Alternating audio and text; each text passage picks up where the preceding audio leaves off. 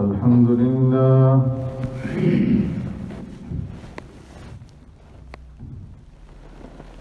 الحمد لله نحمده ونستعينه ونستغفره ونؤمن به ونتوكل عليه ونعوذ بالله من شرور أنفسنا ومن سيئات أعمالنا من يهده الله فلا مضل له ومن يضلله فلا هادي له ونشهد أن لا إله إلا الله وحده لا شريك له ونشهد أن سيدنا وسندنا ونبينا ومولانا محمدا عبده ورسوله أرسله الله إلى كافة للناس بشيرا ونذيرا وداعيا إلى الله بإذنه وسراجا منيرا أما بعد فقد قال الله تبارك وتعالى في القرآن المجيد والفرقان الحميد فأعوذ بالله من الشيطان الرجيم بسم الله الرحمن الرحيم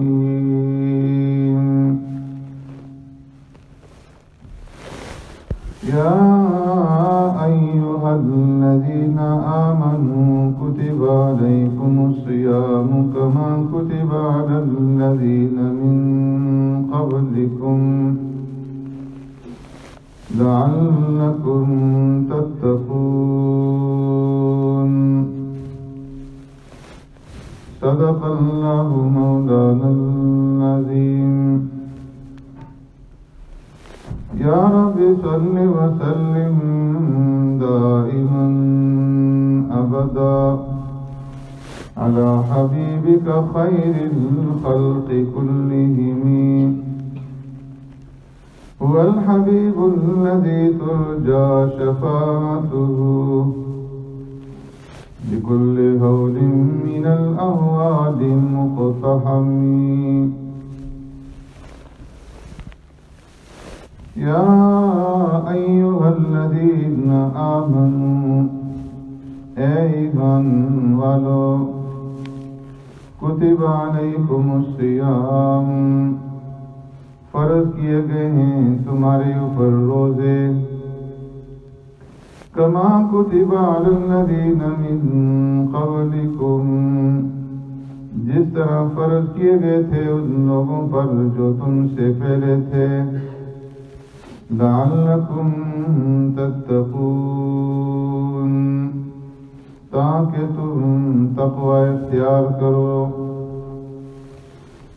आमनतु बिल्लाहि व बिआयाति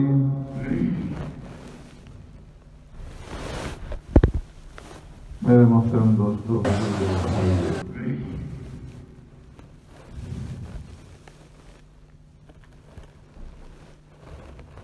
इस आयत करीमा में अल्लाह तबारक व तआला ने रोज़ों की फर्जियत का मकसद बयान फरमाया है कि तुम्हारे ऊपर रोज़े इसलिए फर्ज किए गए हैं ताकि तुम तक़वा इख्तियार करो। तक़वा का मतलब ये है कि अल्लाह तबारक व तआला की इज्जत, उसके जलाल, उसकी किबरियाई का तसव्वुर करके उससे डरना और یہ تصور کرنا کہ میں اللہ کا بندہ ہوں اور مجھے ایک دن اللہ تبارک و تعالیٰ کے سامنے پیش ہونا ہے اور اپنی اس زندگی کا حساب اور کتاب دینا ہے، زندگی کی جواب دہی اللہ کی بارگاہ کے اندر مجھے کرنی ہے، تو اس احساس اور اس تصور کے ساتھ بندہ اپنے آپ کو گناہ سے بچا لے، اللہ کی نافرمانی سے بچا لے، جس کا ذکر اللہ تبارک و تعالیٰ نے ایک دوسری آیت کریمہ کے اندر فرمایا، فَأَمَّا مَنْ خَافَ مَقَامَ رَبِّهِ وَنَهَى النَّفْسَ عَنِ الْهَوَىٰ فَإِنَّ الْجَنَّةَ هِيَ الْمَأْوَىٰ، کہ جو انسان اپنے رب کے سامنے کھڑا ہونے سے ڈر گیا، وَنَهَى النَّفْسَ عَنِ الْهَوَىٰ، اور اپنے آپ کو، اپنے نفس کو ہوا اور نفسانی خواہشات سے بچا لیا،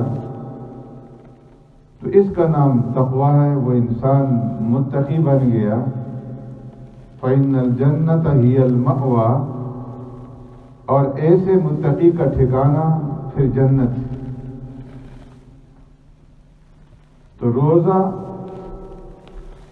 یہ تقویٰ کی ٹریننگ کے لیے، تقویٰ کے حصول کے لیے اللہ رب العزت کی طرف سے ایک بہت بڑا انعام ہے کہ پورے رمضان المبارک کے اس مہینے کے اندر بندہ اس بات کی ٹریننگ کرے کہ اسے تقویٰ حاصل ہو جائے۔ اور فرمایا کہ جب انسان روزہ رکھتا ہے، کوئی بھی مسلمان مرد و عورت روزہ رکھنے کے بعد چاہے وہ کتنے ہی گناہگار کیوں نہ ہو، لیکن روزہ رکھنے کے بعد وہ اس روزے کو باقی رکھتے ہیں، انہیں بھوک ستائے، انہیں پیاس ستائے، زور کی گرمی پڑ رہی ہو اور پیاس سے ان کا برا حال ہو رہا ہو، گھر کے اندر فریج میں ٹھنڈا پانی موجود ہے، کوئی دیکھنے والا نہیں ہے، اگر ایسے میں یہ آدمی فریج سے پانی نکال کر کے پی لے، بھوک مٹانے کے لیے کھانا کھا لے اور کھا پی کر کے باہر نکلے، شام کو روزے داروں کے ساتھ بیٹھ کر کے روزہ افطار کر لے، کسی کو کانوں کان خبر نہیں ہوگی، کسی کو اس کے اوپر یہ شک نہیں گزرے گا کہ اس کا روزہ تھا یا نہیں تھا، لیکن اس کے باوجود وہ اس بھوک کو برداشت کرتا ہے، پیاس کو برداشت کرتا ہے، تنہائی کے اندر نہیں کھاتا، اس لیے کہ وہ یہ سمجھتا ہے کہ اگرچہ مجھے کوئی انسان دیکھنے والا نہیں ہے، میرے اس عمل کی، میری اس حرکت کی کسی کو کانوں کان خبر نہیں ہوگی، لیکن میرا رب تو مجھے دیکھ رہا ہے، تو اس وجہ سے وہ کھانے سے پینے سے رک جاتا ہے۔ تو فرمایا جس طریقے سے یہ انسان رمضان المبارک کے اس مہینے کے اندر کھانے پینے سے رک گیا، اسی طریقے سے جب یہ اپنی کاروباری زندگی میں، اپنی عملی زندگی میں گھر سے باہر قدم رکھے، گھر سے باہر نکلے، تو ہر ایک چیز سے اپنے آپ کو روک لے جو اللہ کی نافرمانی کا اور جو گناہ کی سبب اور ذریعہ بننے والی ہو، اس سے اپنے آپ کو روک لے، اس کی آنکھ غلط نہ دیکھے، آنکھوں پر کنٹرول کر لے، اس کے کان غلط نہ سنے اور اس کی زبان غلط نہ بولے، جھوٹ نہ بولے، غیبت نہ کرے۔ فحش گوئی نہ کرے، اس کے ہاتھ غلط نہ پکڑیں، اس کے پاؤں غلط نہ چلیں، وہ جھوٹ نہ بولے، وہ سود نہ کھائے، وہ رشوت نہ لے، وہ ناپ تول کے اندر کمی نہ کرے، وہ دوسرے کی حق تلفی نہ کرے. تو فرمایا کہ اس طریقے سے اس کے اندر تقویٰ پیدا ہو. یہ ٹریننگ ہوگی اس کی کہ جس طرح کھانے پینے سے روکا، تمام حرام چیزوں سے اپنے آپ کو روک لے. لیکن اگر کوئی انسان کھانا پینا تو چھوڑ دیتا ہے، جو چیزیں پہلے سے حلال ہیں، کھانا حلال ہے، پینا حلال ہے، اور جائز طریقے سے اپنی نفسانی خواہش اپنی اہلیہ کے ساتھ پورا کرنا حلال ہے، روزے میں حلال چیزوں کو تو ترک کر دیتا ہے،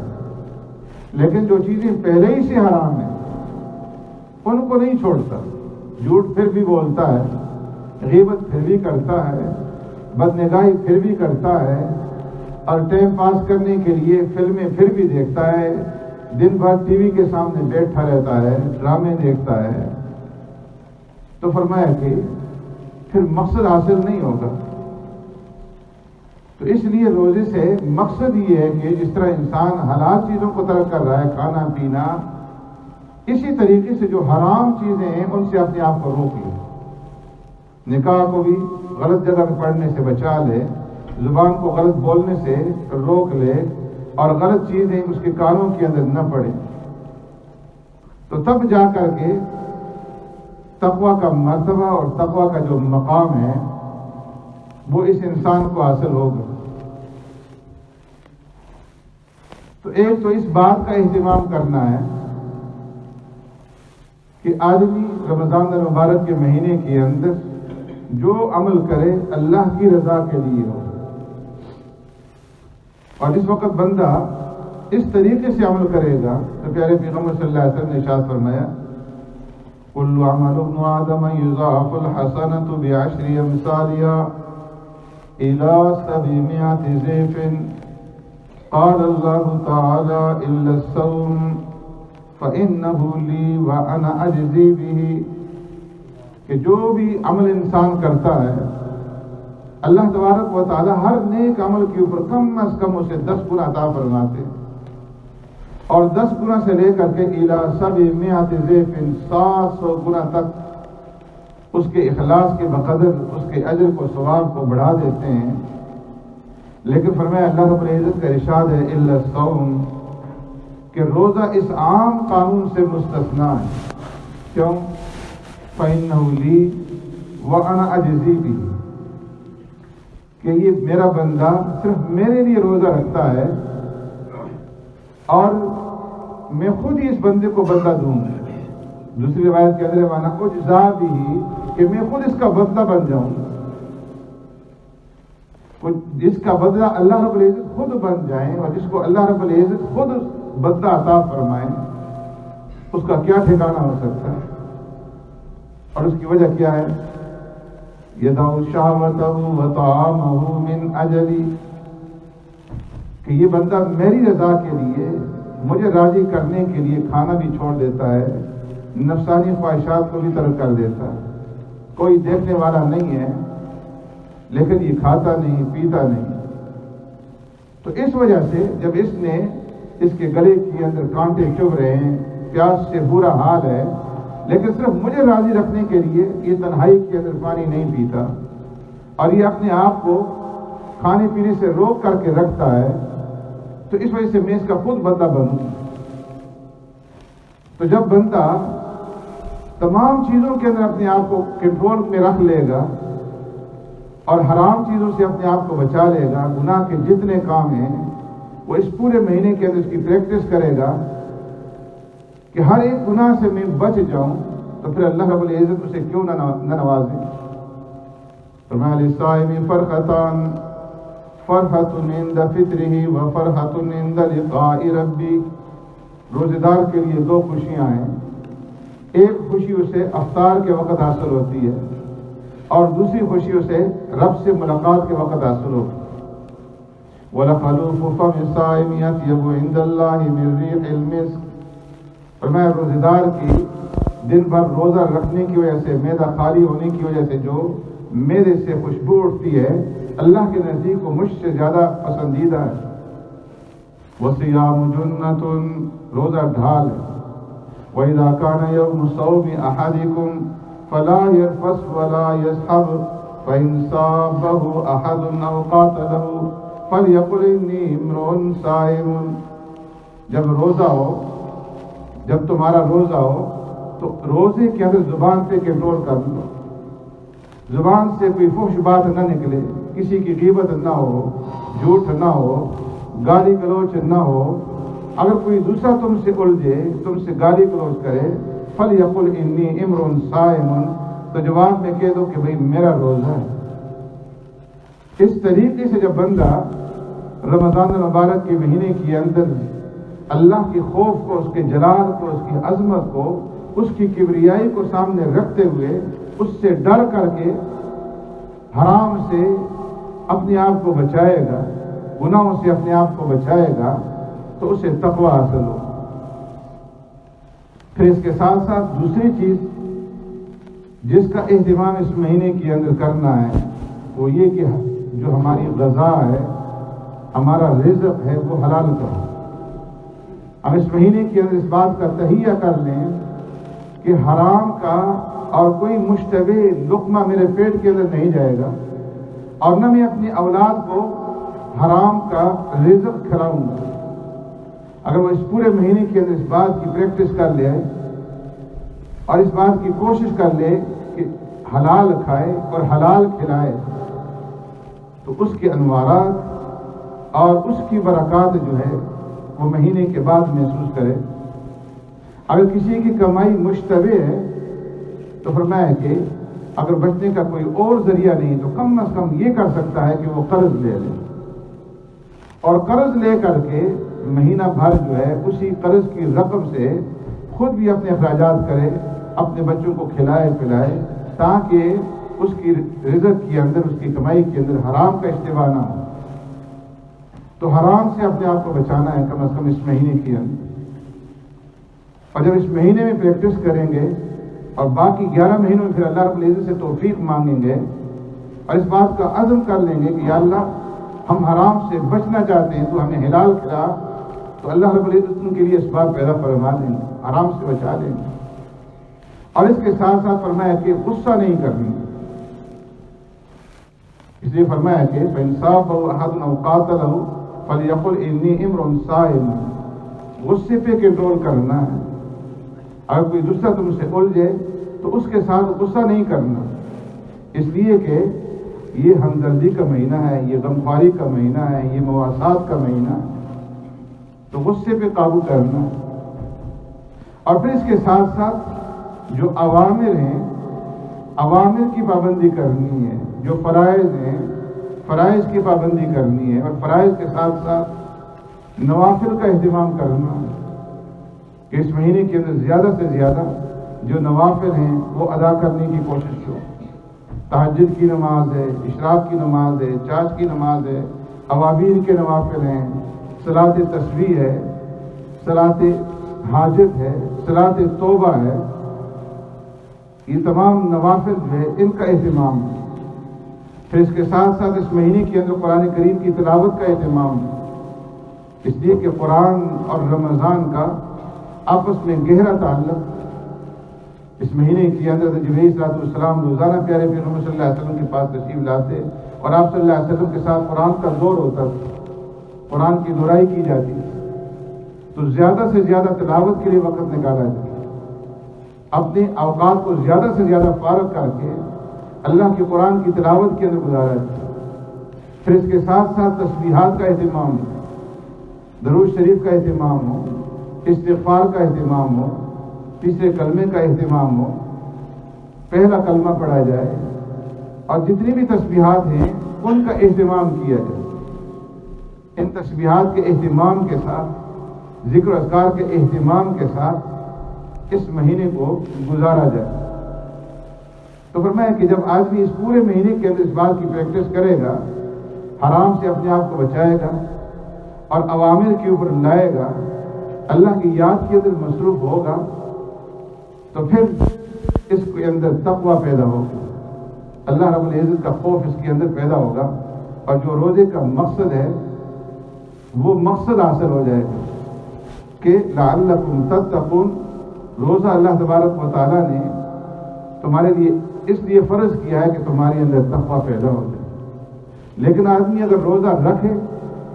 اور روزہ رکھنے کے باوجود پھر بھی یہ سارے کام کرتا رہے، جھوٹ بولتا رہے، حرام کھاتا رہے، غیبت کرتا رہے، سودی کاروبار کرتا رہے، سود کھاتا رہے، حرام سے اپنے آپ کو نہ بچائے، تو فرمایا کہ پھر اس روزے کا کوئی فائدہ نہیں ہے، اس سے جو نورانیت پیدا ہونی ہے وہ نورانیت پیدا نہیں ہوگی۔ جو روزہ حاصل کرنے کا، روزہ رکھنے کا مقصد ہے تقویٰ حاصل کرو،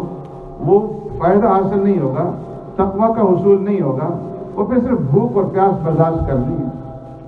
اور ایسے روزے کی پھر فرمایا من لم یدع قول الزور والعمل به فلیس للہ حاجۃ ان یدع طعامہ وشرابہ، کہ آدمی حرام کھانا نہ چھوڑے، آدمی جھوٹ بولنا نہ چھوڑے، آدمی غیبت کرنا نہ چھوڑے، آدمی گالم گلوچ کرنا نہ چھوڑے، آدمی بد نگاہی نہ چھوڑے،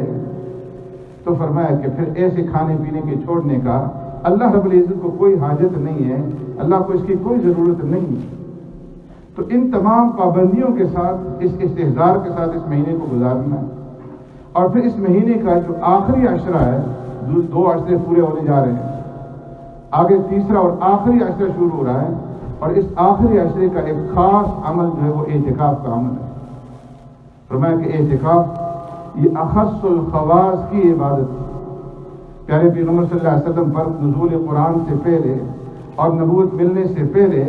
آپ صلی اللہ علیہ وسلم کے دل کے اندر، آپ کی طبیعت میں جذبہ پیدا ہوا کہ تنہائی کے اندر یکسو ہو کر کے اللہ کی عبادت کی جائے، اور اسی جذبے سے آپ غار حرا میں تشریف لے گئے، اور وہاں جا کر کے آپ نے خلوت میں اللہ کی عبادت کی۔ فرمایا یہ آپ صلی اللہ علیہ وسلم کی زندگی کا پہلا اعتکاف، اور پھر آپ صلی اللہ علیہ وسلم نے ہمیشہ اعتکاف فرمایا۔ ام المؤمنین سیدہ طاہرہ عائشہ صدیقہ رضی اللہ تعالیٰ عنہ فرماتی ہیں کان یعتکف العشر الاواخر من رمضان حتی توفاہ اللہ ثم اعتکف ازواجہ من بعد۔ پیارے پیغمبر صلی اللہ علیہ وسلم نے رمضان کے آخری عشرے کا ہمیشہ اعتکاف فرمایا، پورے مہینے کا بھی اعتکاف فرمایا، 20 دنوں کا اعتکاف فرمایا، 10 دنوں کا اعتکاف فرمایا، ایک سال اعتکاف کسی وجہ سے رہ گیا، دوسرے سال اس کی قضا کی، تو فرمایا کہ حتیٰ توفاہ اللہ، وفات تک، دنیا سے جانے تک آپ صلی اللہ علیہ وسلم کی معمول رہا کہ آپ نے ہمیشہ آخری عشرے کا اعتکاف فرمایا۔ ثم اعتکف ازواجہ من بعد،